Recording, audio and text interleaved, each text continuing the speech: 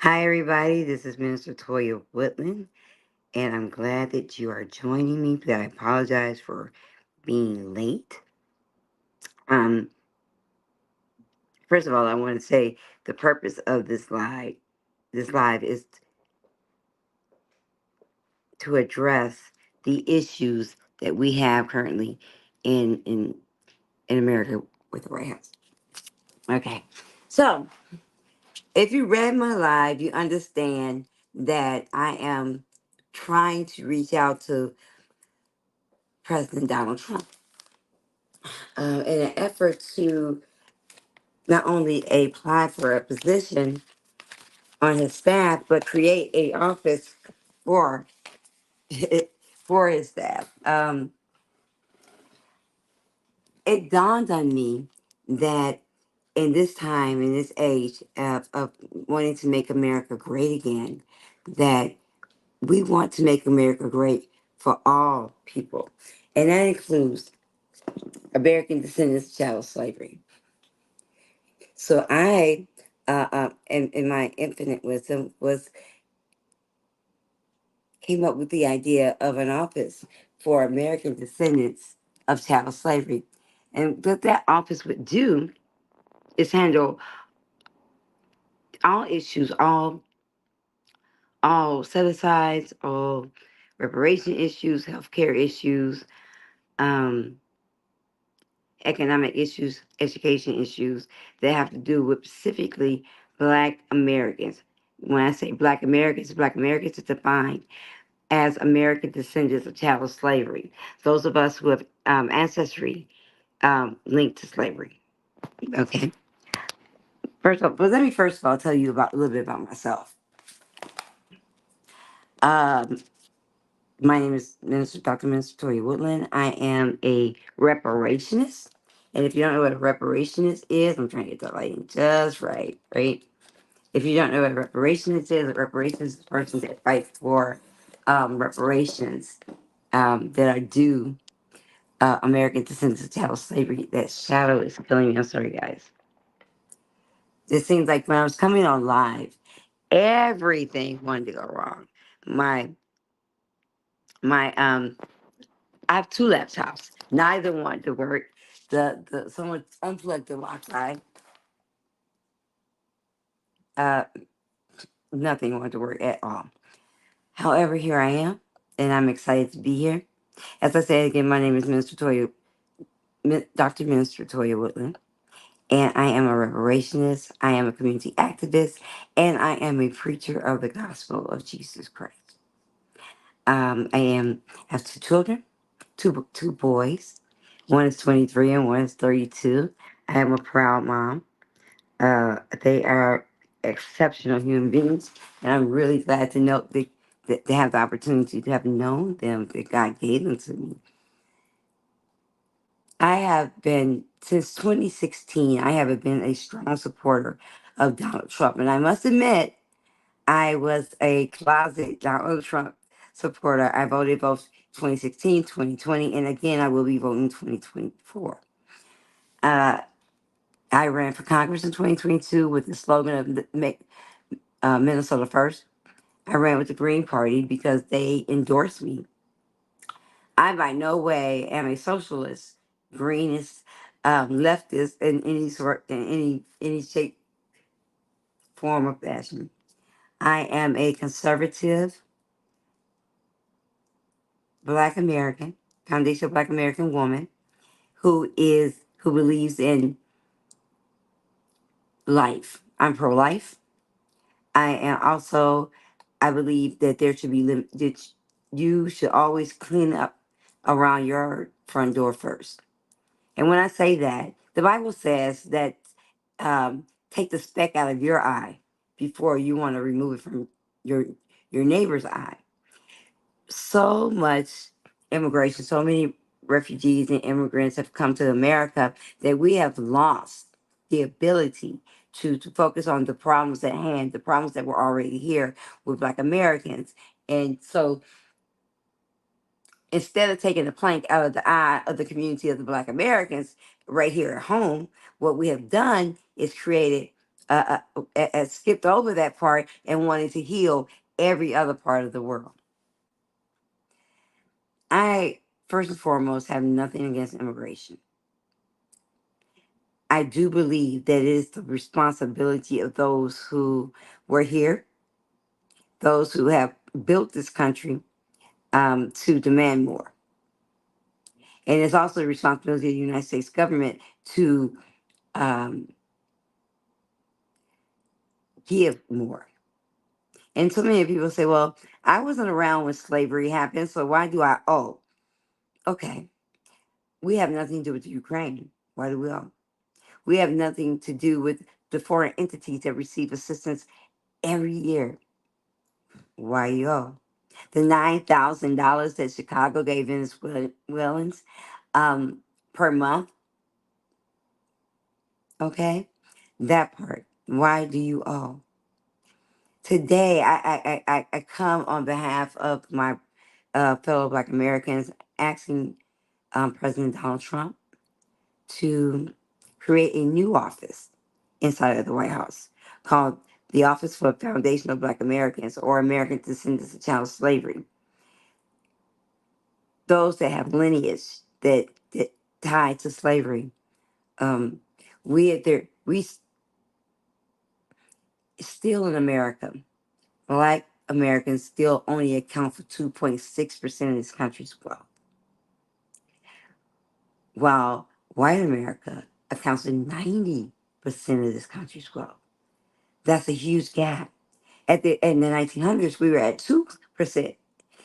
So you're telling me from the 1900s to 2024, we were only supposed to gain 0.6% of this country's wealth? No. This set up by design. I believe that my president, Dr. I mean, President Donald J. Trump, um, knows the plight of the Black American. When he said that immigrants were coming to take Black jobs, he was absolutely right. 57% of Black men are incarcerated or are felons, which excludes them from even be, being a licensed barber. So what jobs does that leave? Essential worker jobs. The fast food, the lawn care business, the all of the construction worker, all of the industries that a felon can work in as a Black American are being handed to illegals and immigrants. So when he said that they were taking Black jobs, they absolutely were taking Black jobs, jobs that should be allotted to Black America. So you say, well, Donald says make America great again. When was it ever great for Blacks? America has been great for Blacks. Yeah, have you ever heard of Reconstruction? During the 1900s, we had a surge of Black wealth. We have Madam C.J. Walker, who was one of the first Black millionaires, and of women millionaires. We have the Safeway, the Safe Bus Company was founded in 1926 with $100,000 by 6 Black men. We had our own our own baseball teams. We had our own businesses, our own banks. We did pretty well at the turn of the 20th century, the beginning of the 20th century. We were doing rather well. So when President Trump says "Make America Great Again," it darn sure can be great again, but it cannot be great unless it's great for everyone, including American descendants of chattel slavery. Um, you want to reduce crime in urban communities and Black communities? Reparations, allotments, stipends, however we can, whatever we deem to do to increase the wealth, to shorten the wealth gap between white America and Black America. They say, well, people say, well, you've been free since since the early 1900s. I beg to differ.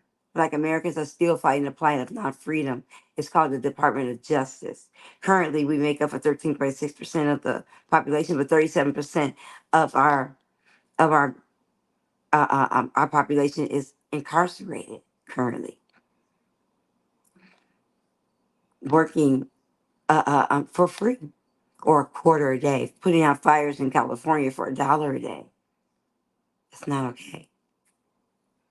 My office would deal with things as healthcare, such as healthcare, education, um, addressing the issue of repayment of the debt owed to Black America, dealing with the Platinum Plan, going through it.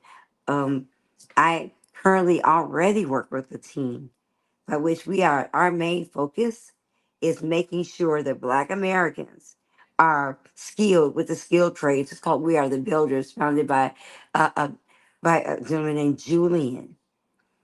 And so my goal here is to create a new office in the White House called the Office for American Descendants Challenge Slavery, where specifically there are specific set aside specific advancements, specific things that are laid out strictly for American descendants of chattel slavery to reduce the wealth gap, to increase business ownership, home ownership, to make Black America, as well as white America, as well as all America, great again. Uh, um, by which this office I would head. I've been working with reparations, working to in the fight for reparations since 2015, and I am currently I am so exhausted with how the Democrats treat reparations. They talk about it, but then they forget it. Donald J. Trump has been the only president that even entertained the idea of repayment for Black Americans. The Platinum Plan, which was introduced by Ice Cube, and and so there to be. I wrote some notes, and as luck would have it, I can't find my notes. They disappeared. My notes just disappeared. I'm so sorry. I feel so unprepared. I think the lack of, I think my devices turning on me made me a little rattled. I'm sorry about that. But however, it's time. It's time that Black Americans receive the benefits and the repayment that we are owed. The time is now. It's did you know that one in four women died during 4 Black women died through in labor and delivery. We make up for 13.6% of this population. However, 52% of our children are in CPS care. There are We also make up 13% of this total population. Yet, 37% of our children are being held back because of suspensions, arrests, and expulsions from school. We are some of the most smartest, brightest, and loving people that I know. So we're not being expelled. Our children are being expelled based on their knowledge. They're being expelled based on the color of their skin. We have there's we have no protection here in America. We also need a bill that protects us under federal law. That's where my office comes in, and my staff comes in. There's a young lady that I work with. Her name is Monique Gamble, and she fights for health care, women's reproductive rights, fights against Planned Parenthood. Did you know that Planned Parenthood is primarily located in and urban or Black areas? Urban is a nice way that white people say Black areas, the ghetto. the ghetto, um, because it was by design that our children should not be reduced. It's by design that they convince us that abortion rights are designed to keep um, are designed for us.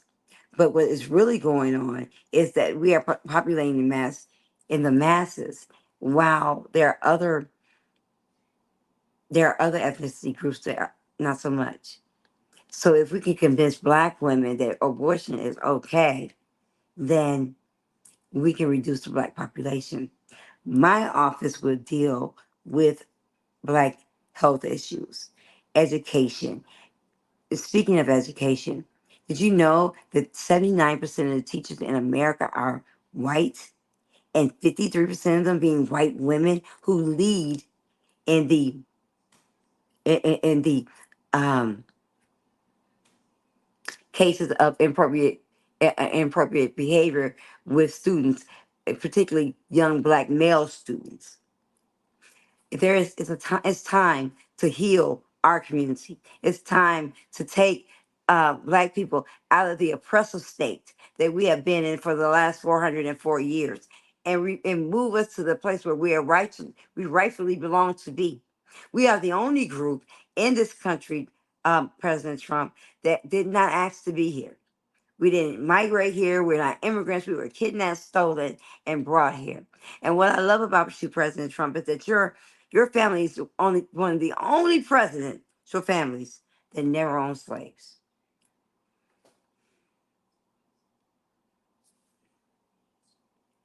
I would love to have the opportunity to work with you to fight against the issues that keep Black people oppressed, to set to set into law, to set into statute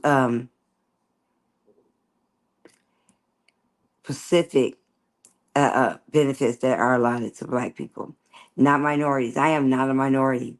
My family, I'm a descendant of those who built this country. I am American. I'm as American as apple pie.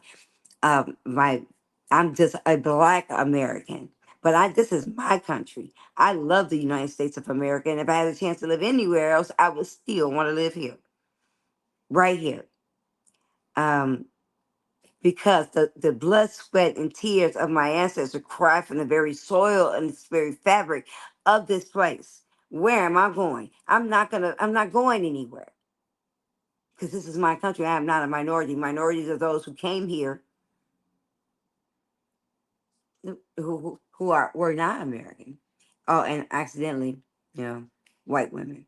That's another issue. The 1964 Civil Rights Act made included no specific language that identified specifically Black Americans with the benefits, or the things that could heal our situation.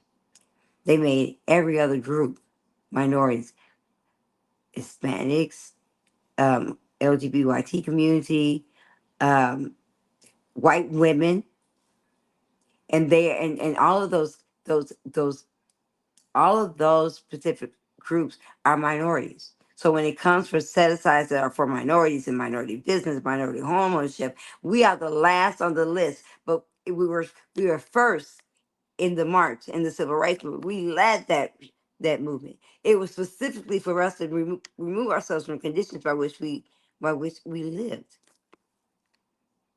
I tell you today, we were bamboozled. That's why I'm here, asking for an opportunity to be the head of the office of Foundational Black American. So much healing can be done in 4 years. I believe in you, President Trump. I believe in the things that you want to do. I believe in the things that you want to accomplish. I'm asking that you will believe in me and believe in my community, because we have been hurting and it's time to heal. Make America great again, but make America great for all of your people, not just some, but all. of your people. I think that once there's healing that's been done, and once that there has been financial, spiritual, mental, emotional healing that has been done in the Black community, that things in America can get better. We need to hold off on immigration, allowing other people into our country for at least 10 years. President Trump said 3, but I said 10 because there's a lot of healing to be done. We all every law that has been passed under the Biden administration that gives illegals the same rights as Black American as any other American needs to be rescinded, and they need to be sent back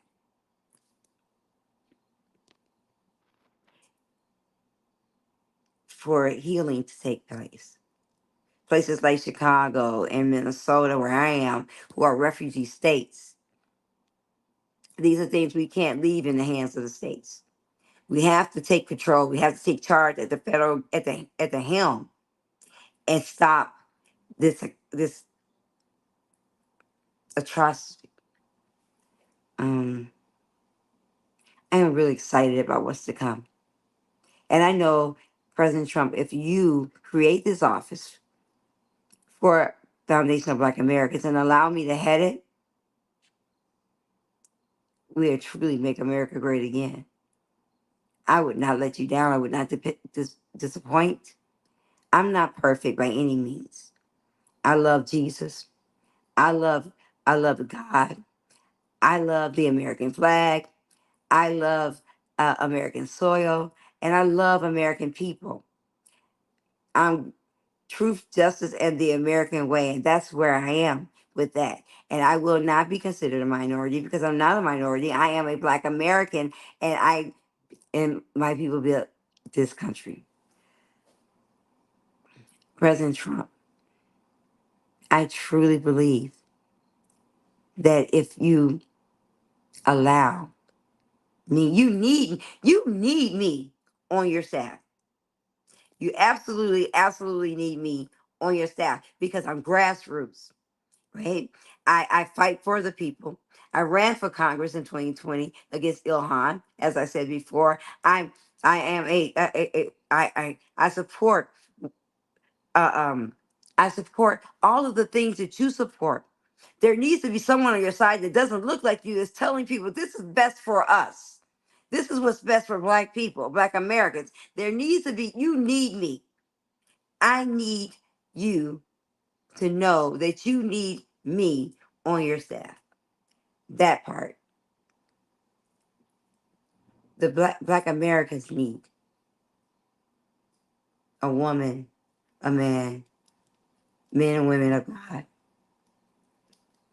men and women who are concerned about our future, men and women who don't like the fact that the median income for Black Americans is $15,000 a year, while the annual income for white Americans is $60,000 a year. And then on top of that, the median income for Asian Americans is $90,000 a year. How is that possible? And why could that make sense?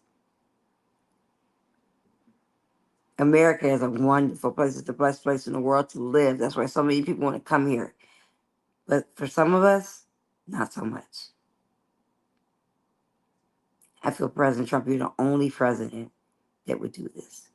You're the only president that believes in the Black community so much that you would allow, that you would create a whole department, uh, um, create a whole new job, a whole new position, office in the White House to heal my community. We're believing in you. Yes, you can see on TikTok and social media, Black people are out here supporting you. The same Black people, by the way, who told me that I was supporting a racist and tried to call me out and make me feel bad. I'm not mad at you. I'm glad you finally came around. However, I have believed in you since 2016. President Trump. You can Google me, Minister Toya Woodland. I fight for my people. I fight for all people. But I'm not anti anyone. I'm pro black American and making this America that's a place that sets the standard for all black people all around the world. But it has to be done here first. Black Americans have to be the healing has to start right here, right now. And I believe they can start with you and I. So I'm gonna be online and I'm gonna be asking to be a member of your staff every day until somebody somewhere sees me and lets you know who I am. Because you need me. You need me to be the voice for you with Black America. The a person who is grassroots, a person who loves Black Americans, a person who wants to heal the heal the community, a person who wants to see the community grow and prosper, wants to see crime down and education up, wants to see renting down and home ownership up in the black community, wants to see working on someone's job and business ownership up in the black community. That's me, Dr. Minister Toya Woodland. You couldn't make a better choice. I apologize for how this video got started. Tomorrow when I do this video, do another one, because I'm going to ask for this position and to be the head of this position until I find a way to get in trust with you. I'm excited about what's to come. I'm excited about your presidency because I am convinced that Kamala Harris, who is, by the way, not Black American, she does not share my lineage. She is a Brahmin Indian who is of the highest caste of Indian and a Jamaican, and her family owned slaves. She does not share my lineage, does not know me, does not know our struggle. I'm not going to do anything for Black people since we know. That's not what she said. Loud, we read you loud and clear, Cameron. Not in the words of that great prophet, Kendrick Lamar, not like us.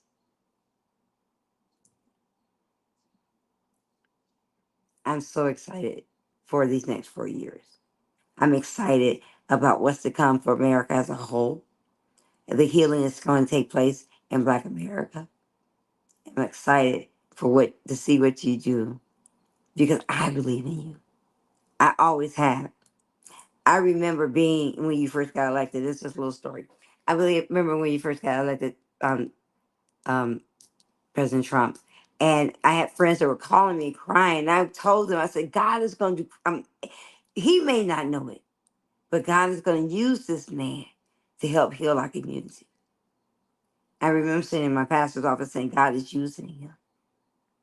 We're going to pray. That all right, but I believe that God is using you.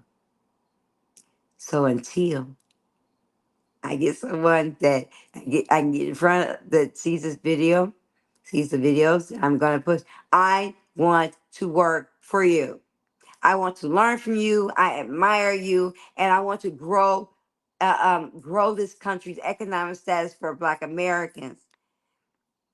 And I know that you have our health, the health crisis for Black Americans, education. Our boys are reading at a 15% percentile. Uh, Black Americans, stand with me as I stand with you, and let's make America absolutely great again for everybody. Have a blessed day. Thank you so much. And please, if you see this video, you know Donald J. Trump, and you can get it to somebody that knows that somebody who knows that maybe knows that knows him. Because I'm not going to stop asking until I get the response I will be the head of this particular office. I decree and declare right in the name of Jesus. The Bible says that the wealth of the wicked is laid up for the righteous. What hasn't the wicked been the last 60 years has shown you what the wicked can do with the wealth that they've acquired on the backs of Black Americans, American descendants of chattel slavery.